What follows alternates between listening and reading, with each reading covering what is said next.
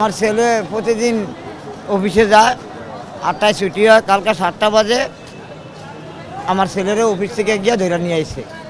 আইনা নিয়ে আইছে, পরে লোকের কাছে জানতে পারলাম যে আমার ছেলেরে ধরে নিয়েছে।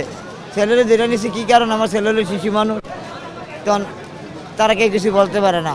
আমার ছেলের নামে কোনো অভিযোগ নাই, কোনো মামলা নাই, কোনো ওয়ারেন্ট নাই, কোনো কিছু নেই। আমার ছেলেরে ধরে লই আইছে, লই আনার পরে থানায় আইলাম। থানায় আনা কোনো দেখা সাক্ষাৎ কোনো কিছু নাই।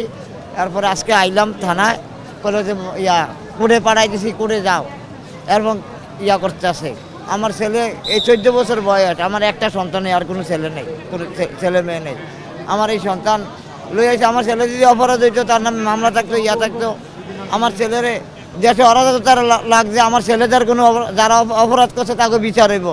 আমার এই শিশু ছেলে, আমি কর্মজীবী, তার কর্মস্থল থেকে ধরে লই আইছে। এটা আমি দেশের কাছে বিচার চাই আর কি।